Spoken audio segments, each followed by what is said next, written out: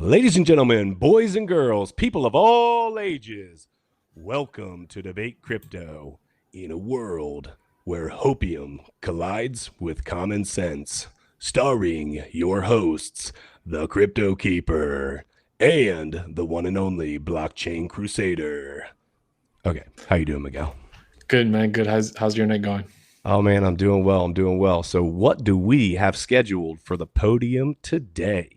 So tonight we got scheduled 6 underrated projects that are headed to the moon. 6 projects headed to the moon. Bro, I am all about it. Ladies and gentlemen, strap in your spacesuits. Strap yourself into your spacesuits. It's time to blast off. Let's get it. There you go. Guys, I mean, listen, let me just say this real quick as we're starting off. If you are looking for fun content while also looking for just a lot of education, this is the place to get it, right? So subscribe to us, Debate Crypto. The content's going to keep on coming. We're going to keep it pumping, right? Just like these prices are going to keep pumping. So let's get into it. Let's talk about it, Miguel. All right. So my first 2 projects that I'm super bullish on, I would say would be, I'm going with 2 gaming projects. Okay. One, it's the Sandbox. I think that has huge potential. Its market cap right now is at $898 million. It's not even at $1 billion yet.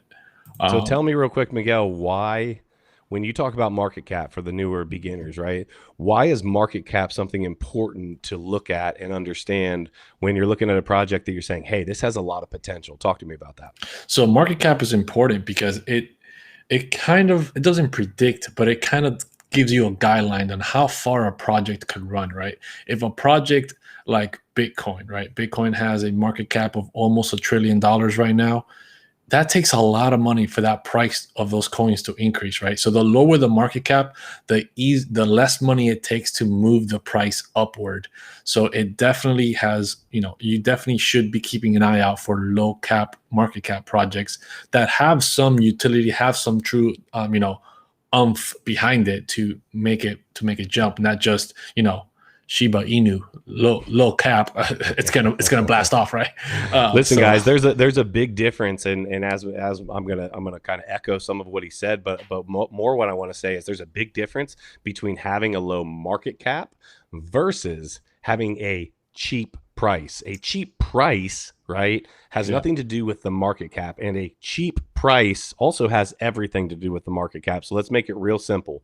The actual price of the asset times the number of coins or tokens in circulation, that gives you your market cap, right? And so that's just the simple way to explain it. When you see an asset that is 0.000006 and you're like, oh my gosh, this is cheap if it only goes to a penny, right?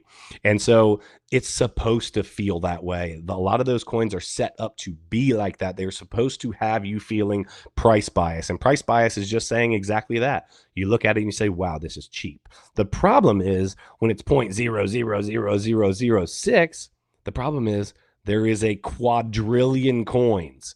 And so you got to look at the market cap. You cannot just look at the asset price. So continue on, Miguel. What projects are you talking about? The Sandbox. So it's kind of like Decentraland, but instead of just having this land, right? It's a metaverse world where you can basically create games inside of, and you can implant your own game into the world, and it's going to be an interconnected world of games. I think their first biggest world that they're building in there is from The Walking Dead. And there's going to be lots more projects that are going to be, jumping in there and consuming up the land. And I think it reminds me of an anime that I watched that has something to do with this, where they create a seed. They call it the seed, which is the core that allows all these other games to interconnect, and all the players can, jump from one game to the next. It's like Player Ready One kind of scenario, but it was from an anime, so it has that same kind of concept, and I think that's just super bullish in general. So let me ask you this, because I'm not familiar. I know what Sandbox is, but I'm just not super familiar with it. Is it, you say a lot of games? Is that specifically what they're focusing on, or is that all it's going to be? So, what do you mean by, is it just what they're focusing on? Like, what I'm saying is like Decentraland, you can go on there and they've got like NFTs for sale, and they've got just like like areas that they've created. It's not just now. A lot of the things that are getting a lot of attention are the casinos, because people want to gamble and whatever else.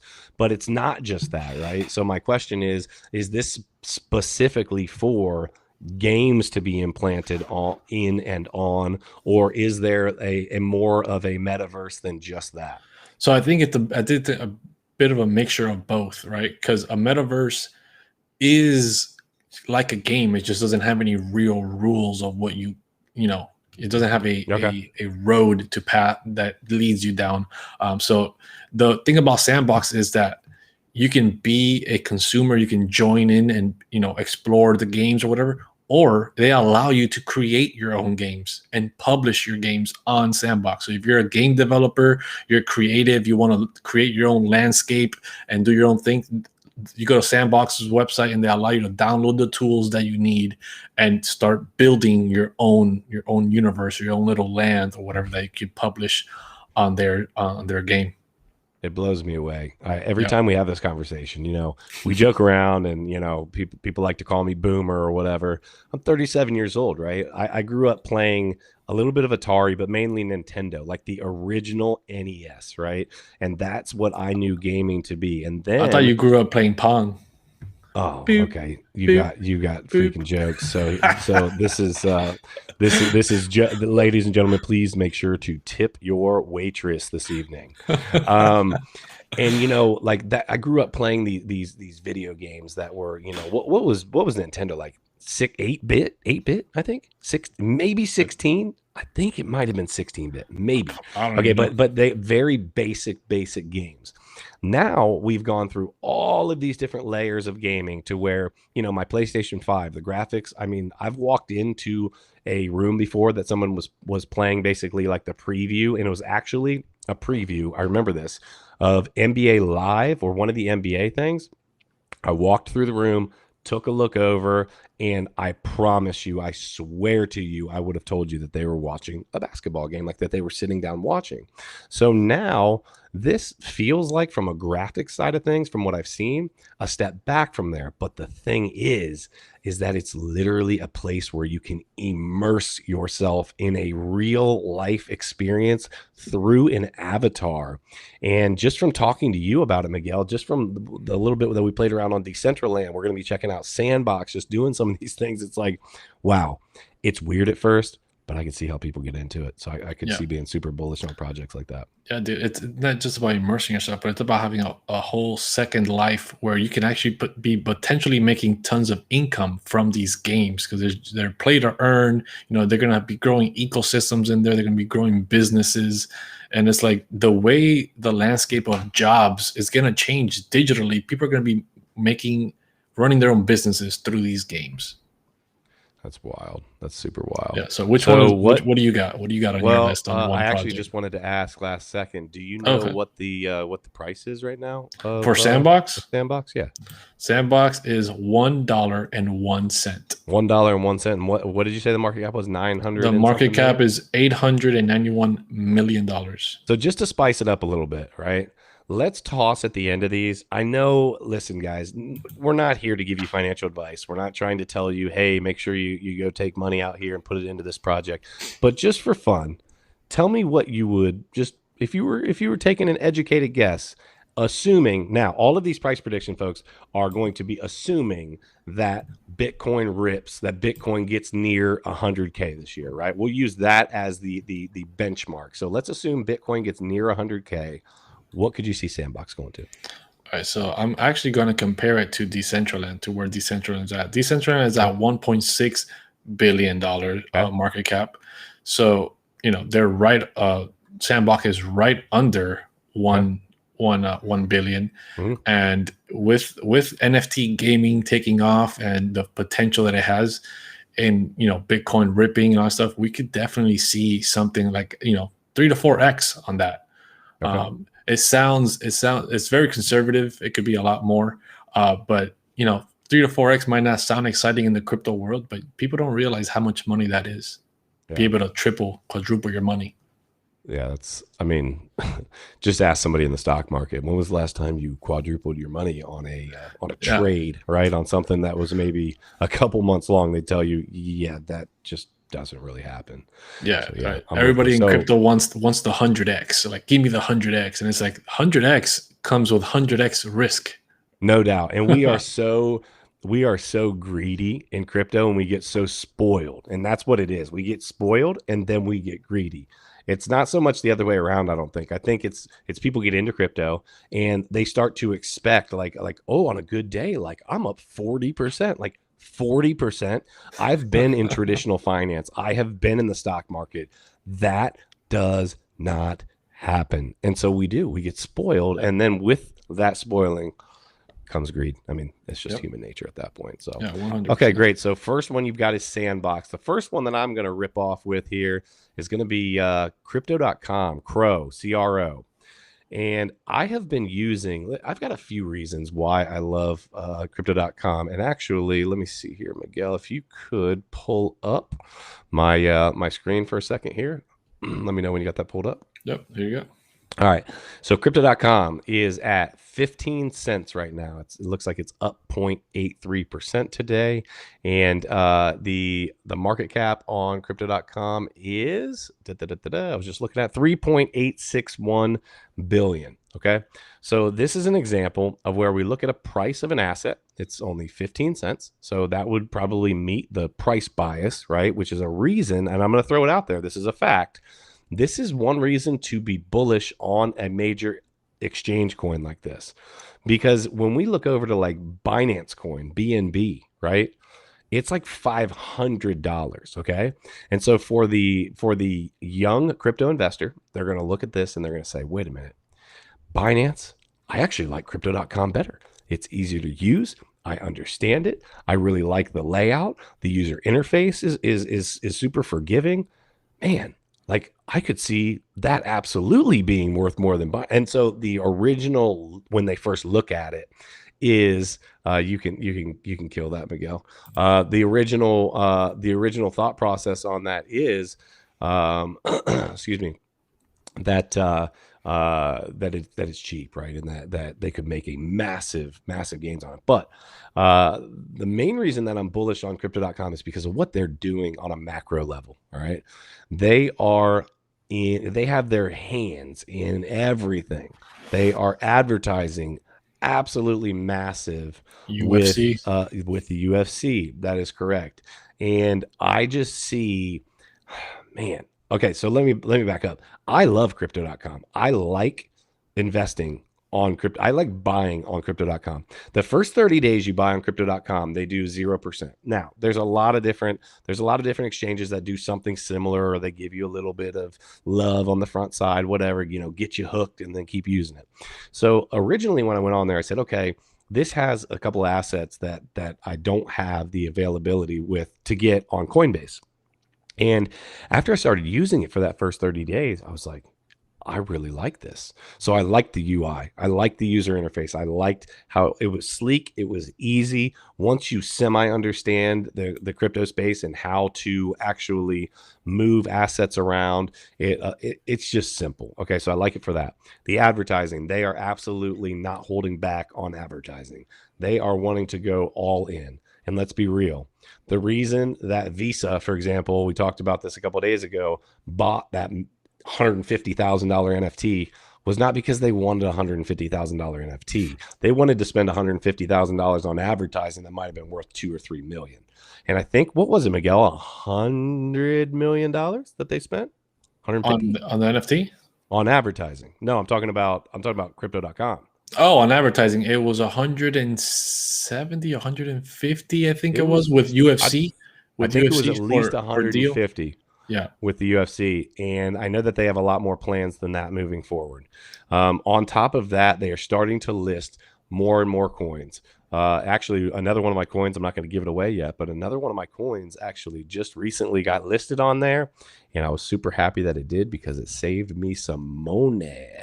So yeah, I am super bullish on Crypto.com. My prediction for Crypto.com, and I've been talking before you get to your prediction, I want to ask you a quick question. So you were talking about Binance, versus Crypto.com. So what can we compare real quick for the audience? The market cap and the coin supply for both to see, kind of get a better understanding of where it could go to. Yeah, sure. Let me pull it up. Hold on a second. Boom, boom, boom. All right, you can pull it up. So we are at 3.867 on Crypto.com. Okay, and then as we switch over to Binance Coin is at $80 billion. 77 it looks like. Sorry, just was refreshing. Yep. So $77 billion. Crypto.com's at 3.8. Okay, that literally is. What about the supply? What about the coin supply? It's somewhat similar, or is it like a gigantic difference? Oh, I didn't. You know what? I wasn't even paying attention to the supply. Circulating supply on Binance Coin is 168 million, and then over on Crypto.com, it is. I was just looking at sheerly the market cap, 25 billion. So that's a really good reason. That's a really good way to look at this and say, hey, look, this is why these asset prices can be so different. You've got 25 billion over here, right, in Crypto.com, and then you've got 168 million. Right. So there it is. What is it? So that's 10, 15 times the the amount of coins in the circulating supply. But let's even take that out of it. The market cap on this is 77 billion. I do believe that Crypto.com is going to at some point pass Binance Coin. Right. So they're about, let's see, 3.8. They literally have about a 20x. They could go 20x. Crypto.com could go 20x from here if Binance Coin stood still and would catch it as it relates to market cap. So 20x, and actually let's pull back over there. 20x on Crypto.com would put it at $30. Oh, I'm sorry. No, I'm sorry. $3. Okay. I actually was going to say that I could see Crypto.com going between $1 and $1.50 this run. So I could see a 6 to 10x. I think moving forward, though, it has every bit, and then some enough momentum. I'm going back over here, Miguel, just to me. I think it has every bit of the same amount of momentum, or enough momentum in the long term to run well beyond to, $75, $100 billion. I think it's going to absolutely rip, and I think there is a lot of opportunity there. It's one of the reasons why I ended up taking a bunch of profits prior to when I was consolidating, but it is one of the reasons why it's always been in my portfolio. Nice. So let me jump into my second coin. I would say would be ILV, Illuvium, which is another NFT project game. It basically is, in simple words, it's an open world game, kind of like Pokemon, where you capture these creatures. These creatures will be NFTs, and you can resell them, right? And you can, it's the whole play to earn game kind of stuff, right? It's not a metaverse. It's not like Sandbox or anything like that. It's a game on its own, but it's a huge game. It's a AAA game. The level of graphics and the level of production behind these developers for these games is highly, highly rated. It blows any other NFT play to earn game out of the water. They're supposed to have a closed beta by the end of this year in October, and they were supposed to launch by the end of this year, but I think that got pushed back to 2022. And they're going to have an open beta, I think at the beginning of 2022, and then later in 2022 release the game. I think it's actually a smart move to publish the game later, maybe after the bull run in the bear market, because you don't want the game to be published at the very peak of the market and then the market crashes, the prices crash on the game, and then they're like, oh man, it had a terrible launch, and they blame the price movement of the entire market on on what happened to the project, and it gives it a bad first taste. So I definitely think that launching during the bear market would be a great smart move, and it gives time for the developers to really hone in the game to make sure that it's solid. But if anybody has seen the trailer, that's what I was just going to say. I was going to say that trailer is unfreaking real. Yeah, man. It's so unreal. It's unlike anything else that we've seen from NFT play to earn game. It has the nostalgia, right, of running around, being an open world Pokemon game. Pokemon is releasing its first open world game soon, I think by the end of this year or something like that. And when you watch both trailers, you get that nostalgia, you get that feeling of like, man, it's almost like it was Pokemon. So I think it's definitely going to drive a lot of people to this game. The price of that right now, actually, I want to touch on this while you're pulling that up. Check this out. So I think the price on this one, and I'll let Miguel announce it, but it is significantly different than the project that I just mentioned at 15 cents. I think Illuvium is hundreds of dollars, but this is another great example. You can buy fractions of, and it's this high because there's just not very much circulating supply. So what is it at, Miguel? Give me a second to be able to share my screen. Yeah. And show you guys. So. Oh yeah, are you gonna play the trailer behind that too? So here it is. Why does it look like that? Well, it's $493, right, per coin. It sounds expensive, like, whoa, why would I get into that? But let's go over here to the market cap. The market cap is only $313 million. Yeah. It's nowhere near $1 billion market cap. Yeah. It's ranked 240th project. It's not even in the top 100 projects yet, right? So can just imagine when this project gets to a 1 billion market cap, the price that this would be on, right? And this is going to have tons of utility. It's going to be used in the game, for I think they're going to have like an NFT marketplace for the game, and they're going to have staking available for the game as well. So people are going to be locking up, and then the max supply is the total supply is only 7 million. Yeah, 7 million. So small amount of coins, small market cap, huge price, and the level of staking and just being utilized in the game is going to blow this thing out of the water. Hey, Miguel. Yep. Share my screen.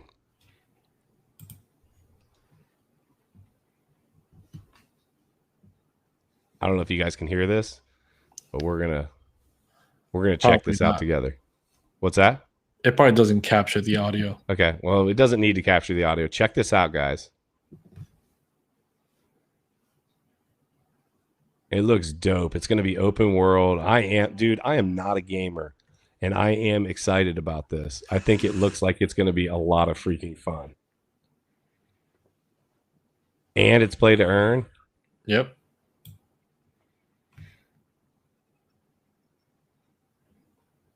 So what is that we're seeing? That's like a huge bubble, and boom, there it is. Look at that! Nuts. Look at that creature, dude. You're gonna be running around capturing these creatures. I'm not gonna play the whole thing, guys, but check this out. Just take a look at a few of them. These creatures are gonna be battling each other, having special abilities. The level of rarity that some of these creatures are gonna have, and the resale price in the open market is gonna be huge. Yeah, no doubt. No doubt. Here, I'm going to kill it. You can go ahead and take it off the shared screen. There we go. Dude, that's dope. I am excited about that one. No doubt about it. I'm excited about that one. That one's going to be sweet. So what's your next project? What's your next big project on your list? Next project is actually a project that is a rather large project, and it is Uniswap.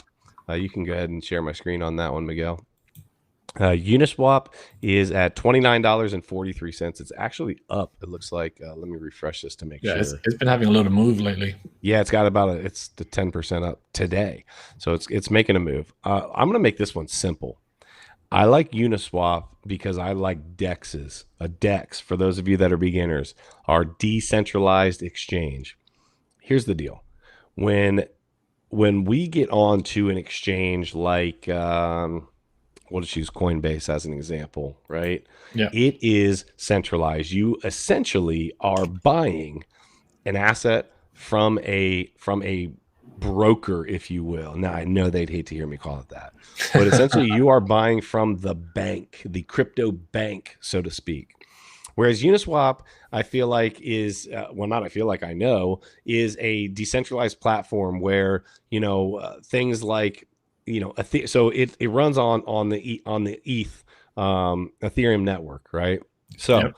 you're going to be paying gas fees, okay? However, everything runs on Ethereum, right? I mean, literally, let's be real, guys. Yes, gas fees exist. Yes, sometimes they suck. Yes, network congestion sucks.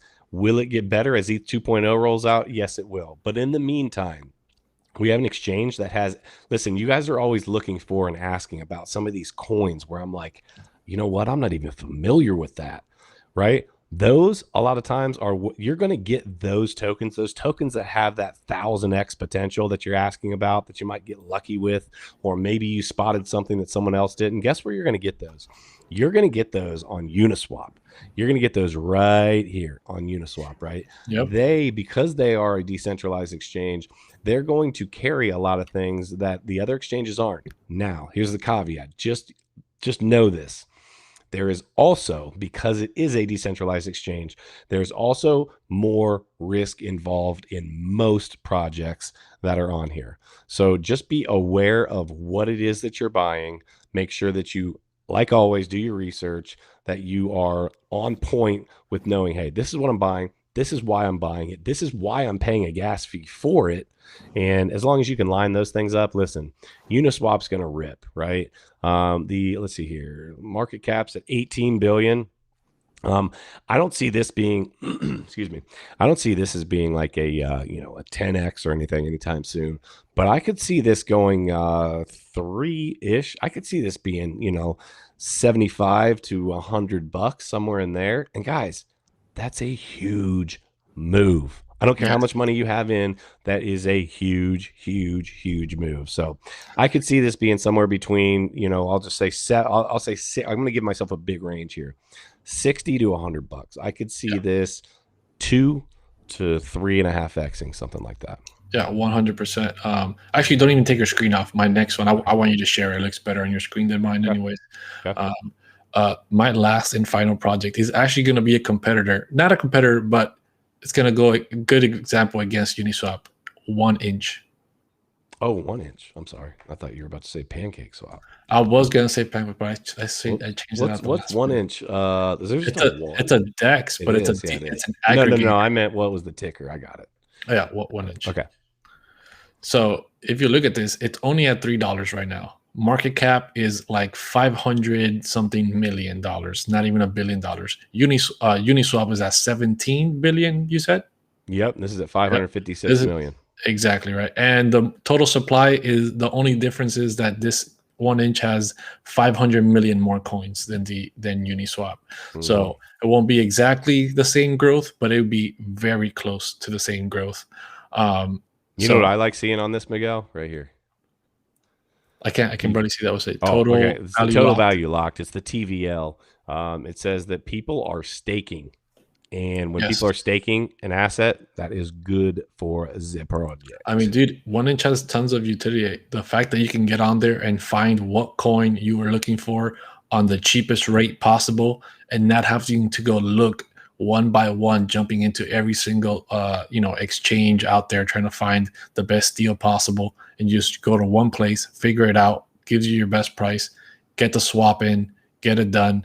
It's incredible. I'm surprised that it's still this low. What are you? So you're saying you're able to do comparisons actively on the exchange, and they're going to tell you, hey, It tells you what exchange has the cheapest rate for the project they're looking for. Even though you're on an exchange? Yeah, so you can basically, it tells you right here, it tells you, I searched up audio, right?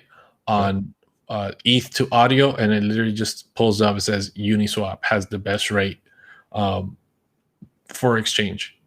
Dude, I did not know that. I'm going to have to utilize this. Yep. Guys, there's so much info in crypto, right? It's so much to wade through that I'm going to take my screen off here, Miguel.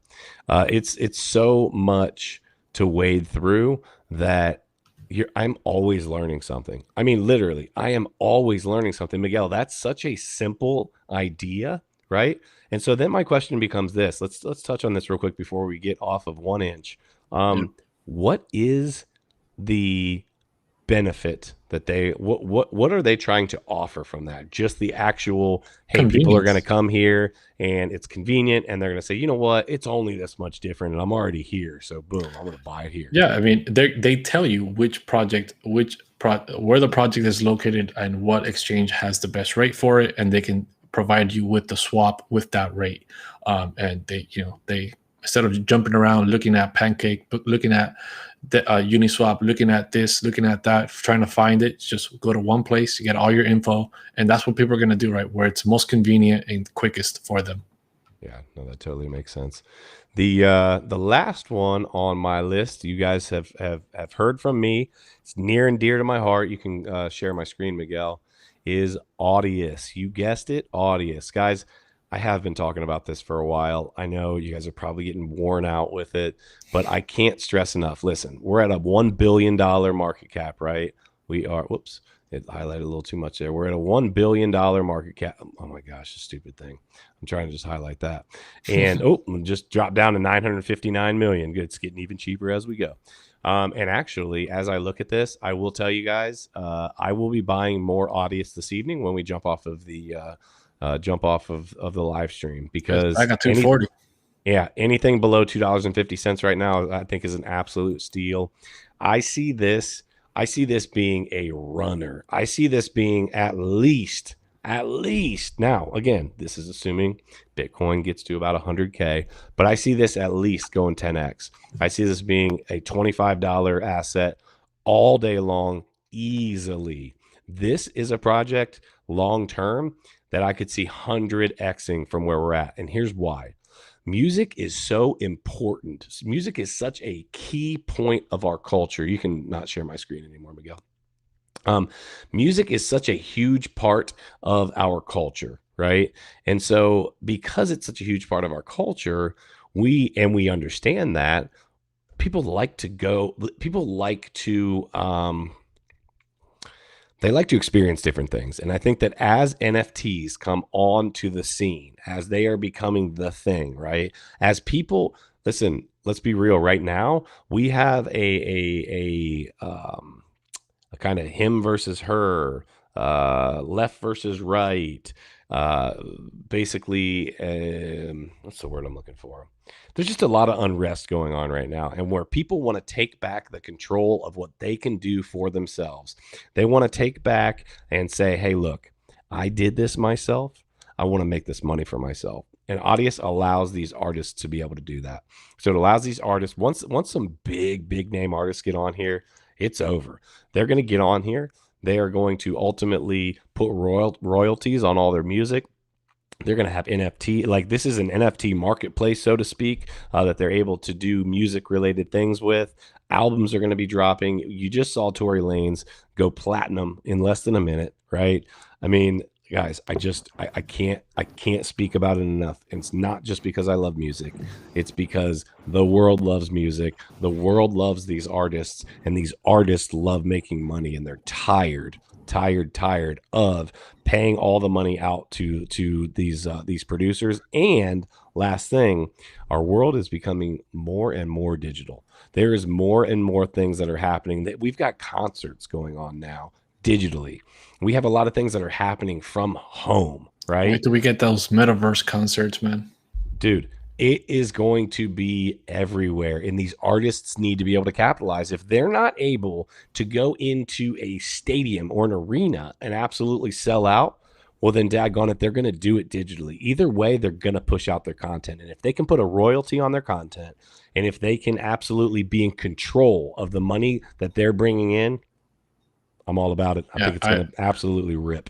I want to get back to what I just finished saying about the concert thing, but before I do that, we're finally get the audience rolling in here. We were seeing some good comments coming in, so I just want to remind everybody to hit that subscribe button, hit the like button. Really help us out here. We're providing tons of content. And perfect comment. I love this comment right here from Dolores. Says, "I feel like an insider hearing all this valuable information with only 6 people watching right now." So 6 people watching live, and you're getting this exclusive content of low cap gems that could explode, right? Tons of value in the content. So, and we got Michelle over here saying, I bought some Audius. So they're obviously excited about Audius. So what I wanted to say about the concert was, can you imagine, look how powerful these things can be. These artists, right? They can get holograms, holograms of themselves made to be put into these metaverses, right? These digital avatars that they don't actually have to control, right? They can be animated to do their entire concert performance, their dance, their movements, everything.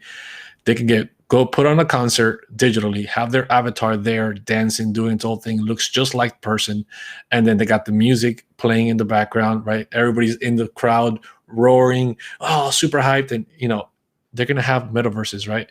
Doing that. Then the contrary to that is augmented reality, where they bring this avatar, this hologram, as I said, into the real world. So the artist doesn't even need to show up, right? He's busy. He's all over the world. He's having multiple concerts at the same time, the same day. Doesn't have to be this 6-month, 8-month tour every other week, every other day somewhere else. This guy has a digital concert where he is literally digitally performing all around the world at the same time, and people watching him, even though he's not really there, he looks so real, and the sound is going to be the same. You know what that would do for their voice cords? First of all, they don't have to be performing. They don't have to be on the run all the time. They won't be that dead tired, getting beat up by the road, and they're going to be making so much more money. No doubt. No doubt. And actually, this is just coincidental, but I literally have not been looking at my TikTok at all. Somebody just asked me on the TikTok, where can I buy Audius? Well, guess what? This was not on purpose, but you can buy Audius on, you guessed it, Crypto.com. And huge shout out to one of my followers that saved me a couple $100 worth of gas fees the other night. I was about to buy it on Audius, or I was about to buy it on Uniswap, which I would have been paying a gas fee because that's how I always used to buy it. And then somebody said, wait a minute, Crypto.com just picked that up. So yeah, I'm with you, Miguel. I do sometimes wonder where you get all of this, information as it relates to I wonder where you get some of this information, though. I know that it's true. I know that it's so totally on dude, point. Where I get it from? Wow. I'm gonna drop the mic on it, right? Anime, bro. Anime. There is an anime. Yes, there is an anime, right? It's very cartoony. It's not very cartoony. It's not one of these. Most animes are very violent, very like gory and all this stuff. Right? This one's a little bit more toned down, more for like the average teenager to watch.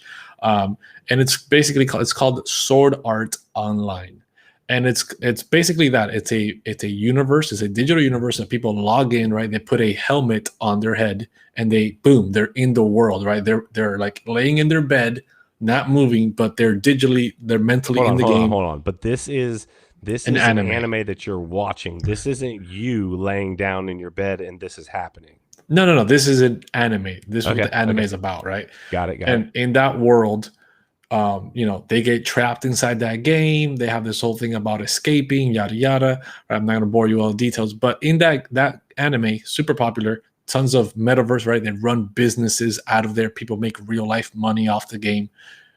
But where I'm going with the digital concert is they eventually made a movie out of this game, of this anime. I mean, they made a movie about it, continued the series, but as a movie.